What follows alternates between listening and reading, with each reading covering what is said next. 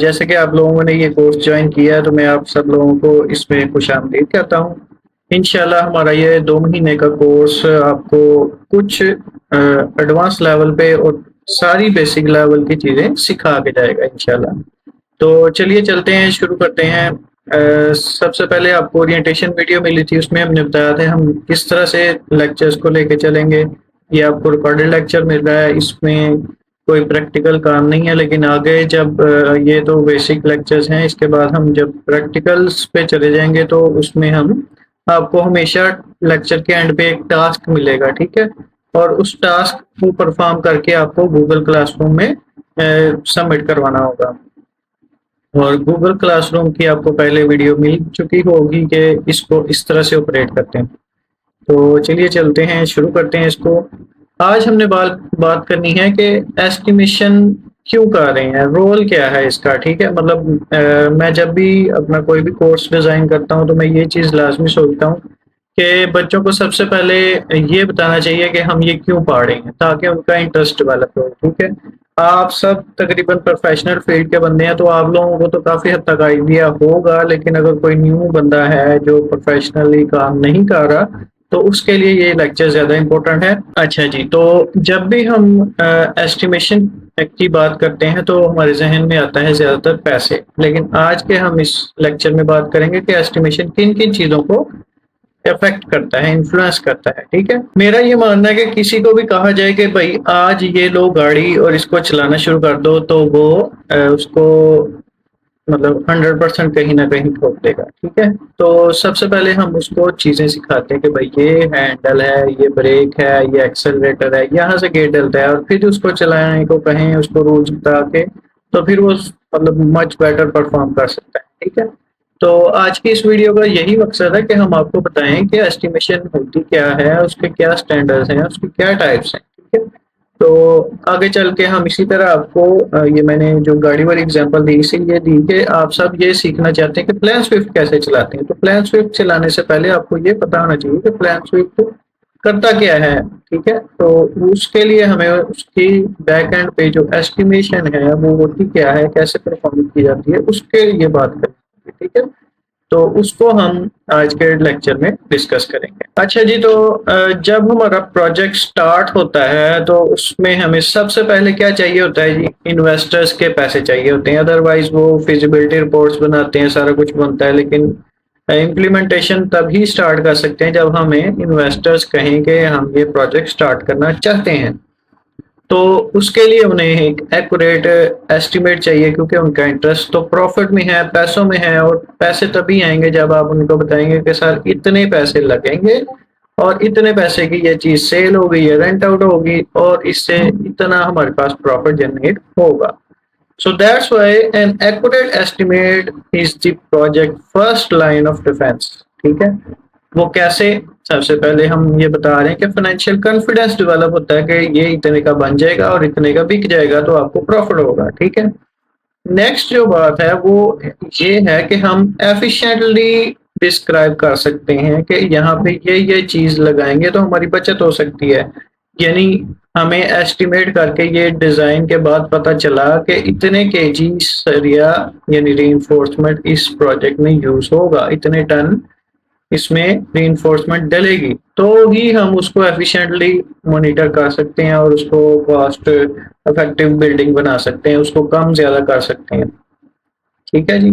उसके बाद है जी रिस्क मिटिगेशन। रिस्क मिटिगेशन से मुराद ये है कि हमें पहले ही पता चल जाता है कि हमें इस प्रोजेक्ट में ये चीजें चाहिए, ठीक है। तो हम उसको मतलब प्लान कर सकते हैं, उसका स्केड्यूल कर सकते हैं कि ये चीज हमें चाहिए और वो मार्केट में इस वक्त सस्ती मिल रही है तो हम उसको उस वक्त खरीद लेते हैं, ठीक है। जिसका ये नेक्स्ट पॉइंट भी इसी को मतलब एक्सप्लेन कर रहा है कि इन्फॉर्म्ड डिसीजन मेकिंग होती है। हमें पहले ही पता होता है कि हमें आज के दिन इतनी लेबर चाहिए या इस एक्टिविटी के लिए ये लेबर चाहिए, तो हम उस लेबर को पहले ही कॉन्ट्रैक्ट पे या किसी तरीके से हायर करके अपनी साइट पे पहुंचा देते हैं। इन केस मटेरियल हमें चाहिए तो हमें पहले ही पता होता है प्रोक्योरमेंट के थ्रू कि ये चीज हमें यहाँ से मिल जाएगी। अच्छा, आपको अगर कोई भी क्वेश्चन, जैसे मैं ये टर्म्स बोल रहा हूँ, उसके रिलेटेड क्वेश्चन हो तो आप गूगल क्लासरूम में उसके नीचे कमेंट कर सकते हैं और पूछ सकते हैं। प्रोक्योरमेंट का लफ्ज मैंने बोला तो प्रोक्योरमेंट का मतलब होता है बाय करना, ठीक है, सिंपल लैंग्वेज में। इसका एक पूरा डिपार्टमेंट होता है जो ऑर्गेनाइजेशन में ये चीजें करता है, ठीक है। मैंने शेड्यूल का लफ्ज बोला तो प्राइमावेरा का अलग से एक पूरा कोर्स हम डिजाइन कर रहे हैं, इंशाल्लाह वो भी आपको मिलेगा। तो उसमें हम शेड्यूलिंग करते हैं कि प्रोजेक्ट को कैसे लेके चलना है, ठीक है। होप सो आपको मतलब समझ आ गया कि एक्यूरेट एस्टिमेट क्यों चाहिए होता है। अच्छा जी, तो सबसे पहली बात कि एस्टिमेशन करते हुए कोई ये बंदा नहीं कह सकता कि ये एक ही वक्त में हम कर लेते हैं और बाद में ये यूज होती रहेगी, ठीक है। ये प्रोजेक्ट के डिफरेंट लाइफ साइकिल्स पे चलता रहता है, ठीक है। लाइफ साइकिल प्रोजेक्ट का क्या होता है, वो मतलब पहले डिजाइन होता है, फिर बाद में उसको एग्जीक्यूट करते हैं, फिर बाद में उसको मेंटेन करते रहते हैं सारी उम्र। तो ये सारी चीजें, कॉन्सेप्ट डिजाइन बनता है, एग्जीक्यूशन होती है, उसके बाद वो maintenance, operation and maintenance phase में चला जाता है। तो ये एक्स्ट्रा चीजें मैं इसलिए बता रहा था ताकि जो बंदे इस फील्ड में नहीं है उनको भी पता चलते, ठीक है। अच्छा जी, तो इसमें हम ये डील कर रहे हैं कि जो मैंने पहले आपको बताया, फाइनेंशियल कंट्रोल मिलता है। एस्टिमेट हम इसलिए करते हैं ताकि हमें पता हो कि फाइनेंशियली किस वक्त कितना कैश चाहिए, किस वक्त क्या चीज चाहिए, किस वक्त कितनी इन्वेस्टमेंट चाहिए प्रोजेक्ट के लिए, ठीक है।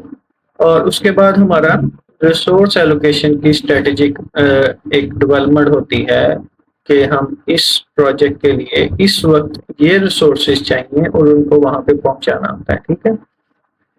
उसके बाद शेड्यूलिंग की बात आ गई दोबारा से कि प्रोजेक्ट शेड्यूल बनता है। प्रोजेक्ट शेड्यूल में हमें एस्टिमेट की जरूरत भी पड़ती है ताकि हमें पता हो कि शेड्यूल के मुताबिक इस वक्त इतने पैसे चाहिए या इस वक्त इतनी लेबर चाहिए और वो सारी चीजें कैसे हो सकती हैं। सबसे इम्पोर्टेंट बात जो हम इस सारे कोर्स में डील करने जा रहे हैं वो है कम्पिटिटिव प्रॉफिटेबल बिडिंग, ठीक है। हम आगे जाके बात भी करेंगे कि एस्टिमेशन की टाइप कौन कौन सी होती हैं। तो हम अर्ली स्टेज की जो है बिडिंग स्टेज की एस्टिमेशन वो कर रहे हैं इसमें, ताकि किसी भी कॉन्ट्रैक्टर को काम लेने से पहले उसको कोट करने के लिए एस्टिमेट मिल जाए कि हम ये प्रोजेक्ट इतने में करेंगे, ठीक है। तो उसको बिडिंग प्रोसेस कहते हैं कि हम ये प्रोजेक्ट इतने में करेंगे। बहुत सारे लोग उसके लिए बिड करते हैं कि मैं ये इतने में कर दूंगा, मैं ये 100 में कर दूंगा, 110 में कर दूंगा, 105 में कर दूंगा। फिर जो कंपेटिटिवली लो होता है वो उसको क्लाइंट अवार्ड कर देता है, ठीक है जी। तो इस ये सबसे ज्यादा इम्पोर्टेंट है हमारे कोर्स के लिए। And then we will move to risk management. Risk management की बात हम यही कर चुके हैं पहले भी और दोबारा इसके ऊपर हम बात कर रहे हैं कि जैसे कि अभी रिसेंटली सैलाब आया है, ठीक है। तो अगर कोई प्रोजेक्ट ऑनगोइंग होता तो उसमें हमें पता चल जाता कि ये सैलाब आने वाला है, तो हम उसकी पहले ही मैनेजमेंट कर लेते कि इसके लिए हमें मतलब कोई भी बंद बनाना पड़ेगा, इर्द गिर्द या सैंड बैग्स रखने पड़ेंगे, उसके लिए ये कॉस्ट होगी। तो ये सारी चीजें जो है ना वो प्रोएक्टिव होती हैं। प्रोएक्टिव का मतलब पहले ही हम कर लेते हैं, वो चीज होने से पहले ही उसका एक्शन ले लेते हैं, ठीक है। तो इन सारी चीजों के लिए एक एस्टिमेट बनता है और वो जरूरी होता है। अच्छा जी, रियल लाइफ एग्जांपल की बात करते हैं। जैसे मैंने अभी आपको एक एग्जांपल दी छोटी सी सैलाब के केस में, लेकिन वो रिस्क मैनेजमेंट के तौर पे थी। अच्छा, अब मैं आपको एक छोटी सी एग्जांपल बताता हूँ। सपोज करें एक क्लाइंट है अली, ठीक है। उसने एक घर में अपनी रेनोवेशन करनी है और एक गराज या कोई बैक लॉन ऐड करना है, ठीक है। वो एक कॉन्ट्रैक्टर को कहता है जी जनाब मुझे ये चीज बनवानी है अपने घर के बैक पे, तो आप मुझे रेट दें। अच्छा, वो पर स्क्वायर फीट रफ एस्टिमेट दे देता है कि मैं इसको 2600 रुपये पर स्क्वायर फीट में बना दूंगा, ठीक है।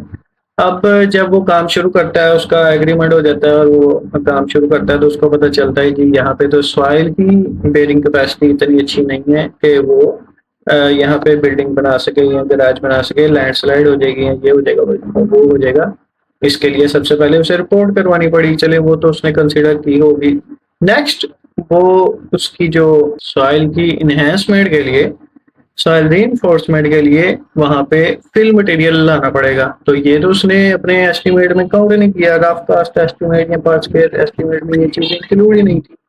उसने जब ये करवाया तो उसको ज्यादा पैसे पड़ गए कॉन्ट्रैक्टर को, तो उसने क्लाइंट को डिमांड की, ठीक है, यानी उसने बिड किया था 126 रुपए में, ठीक है, उसने बिल्ड किया सपोज कर लें तकरीबन सपोज 3500 रुपए में, ठीक है। तो जब ये जो एक्स्ट्रा अमाउंट है ये कौन पे करेगा, ठीक है, यहाँ पे डिस्प्यूट आ गई ना, तो डिस्प्यूट को हैंडल करने के लिए फिर कोई ना कोई केस चलेगा, उन दोनों का मुआहिदा होगा और वो सारे क्लोज आउट करेंगे, ठीक है। तो ये सारा सिनेरियो सुनाने का आपको मकसद ये है कि अगर हम प्री बिडिंग एस्टिमेट एक्यूरेटली नहीं करते कि इस प्रोजेक्ट के लिए क्या करना पड़ेगा, कैसे करना पड़ेगा, कितना करना पड़ेगा, तो हमारा प्रोजेक्ट नुकसान में जाएगा और डिस्प्यूट्स होंगी। और आपको पता ही है कि इंटरनेशनली अगर कोई ऑर्गेनाइजेशन या कंपनी या कॉन्ट्रैक्टर ज्यादा लिटिगेशंस में इन्वॉल्व रहता है, यानी उसके ऊपर ज्यादा कोर्ट केसेस होते हैं, तो उसको अच्छा नहीं समझा जाता, ठीक है। तो इन सारी चीजों से बचने के लिए सबसे जरूरी क्या चीज हमने सोची या की, वो है प्री बिड एस्टिमेशन, ठीक है। तो ये सारी वो चीजें हैं जिसको हम आगे चल देखेंगे। अब टाइप ऑफ एस्टिमेशन कौन कौन सी हैं। तो सबसे पहले कॉन्सेप्ट पे एक एस्टिमेट बनाया जाता है, जैसे मैंने अभी बात की कि रफ सा एस्टिमेट बनाया जाता है, रफ कास्ट एस्टिमेट। फिर डिजाइन फेज पे जब हमें चीजों का पता चल जाता है उसको प्रिलिमिनरी एस्टिमेट कहते हैं। तो वहां पे भी हम एक एस्टिमेट बनाते हैं कि जी ये चीजें लगेंगी तो इतने पैसे इसके लगेंगे, ठीक है। फिर डिटेल एस्टिमेट बनाया जाता है जब कंस्ट्रक्शन स्टार्ट करनी होती है, ठीक है। तो यही हमारे ड्राइंग से एक्सट्रैक्ट करके हम इसका एस्टिमेट बनाएंगे। हमारा ये डिजाइन और कंस्ट्रक्शन फेज का जो है ये एस्टिमेट हम डील करेंगे, ठीक है। उसके बाद फिर फाइनल एस्टिमेट जो क्यूएस होते हैं, क्वांटिटी सर्वेयर होते हैं, वो फाइनल एस्टिमेट बनाते हैं कि जी प्लान ये था लेकिन लग इतने गए हैं, ठीक है। तो उसको हम एज बिल्ट एस्टिमेट भी कहते हैं, ठीक है। कंप्लीशन के वक्त जो किया जाता है, ये नीचे जो लगे हुए हैं ये आपकी प्रोजेक्ट फेसेस हैं, ठीक है, जो मैं पहले आपको बता रहा था। उसके बाद ये जो लास्ट डब्बा खाली है, बॉक्स खाली है, इसमें हम डील करते हैं एज बिल्ट मेंटेनेंस वगैरह, ठीक है। ऑपरेशन मेंटेनेंस का बजट भी हम बनाते हैं अक्सर ऑर्गेनाइजेशन।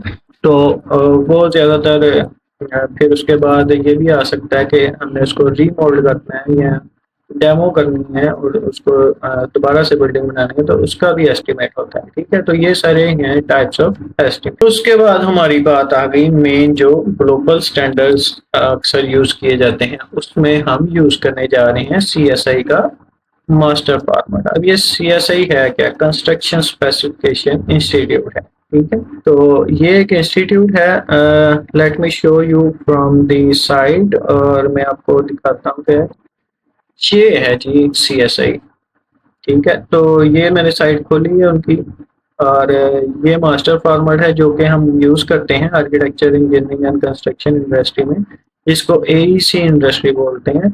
एक ग्लोबल स्टैंडर्ड उन्होंने बनाया कि हम किसी भी प्रोजेक्ट को किस तरह से लेके चलते हैं, ठीक है। तो ये मास्टर फॉर्मेट आप देख सकते हैं कि अगर प्रिंट करके लेना हो तो कितने का है, ठीक है। लेकिन हम इससे मतलब इन्हीं को यूज करते हुए एग्जैक्ट ये तो नहीं, लेकिन आपको ये प्रोवाइड किया जाएगा कि ये किस तरह से हम इस पे काम करते हैं, ठीक है। तो ये सारा आप देख सकते हैं, इनकी साइट भी विजिट कर सकते हैं, गूगल क्लासरूम में आपको इनका ये मिल जाएगा। अच्छा जी, और कौन कौन से स्टैंडर्ड्स होते हैं, ये ओमनी क्लास और ये यूनिफॉर्मेट, ठीक है। तो यूनिफॉर्मेट भी एक स्टैंडर्ड है जिसके थ्रू हम बहुत सारे कंस्ट्रक्शन प्रोजेक्ट्स को स्टैंडर्डाइज्ड वे में कर सकते हैं, उसके स्टैंडर्ड हैं, ठीक है जी। नेक्स्ट क्लास में हम इस सीएसआई की मास्टर फॉर्मेट को थोड़ा सा डिस्कस करेंगे।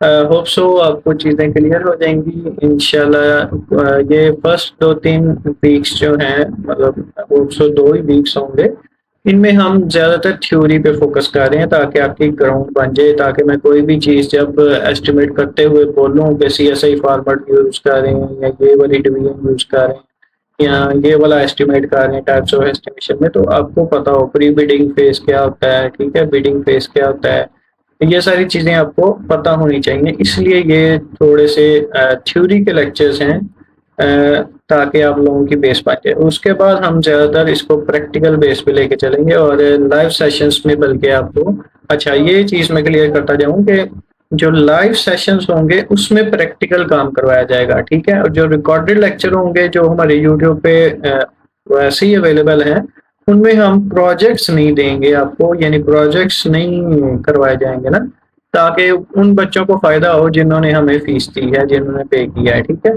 तो वो चीजें सिर्फ उन बच्चों को, यानी प्रोजेक्ट सिर्फ उन बच्चों को दिखाया जाएगा, उसकी रियल डेमोस्ट्रेशन सिर्फ लाइव क्लास में करवाई जाएगी, ताकि जिन्होंने फीस पे की है उनको फायदा हो, ठीक है जी। मिलते हैं नेक्स्ट लेक्चर में। थैंक यू वेरी मच, शुक्रिया।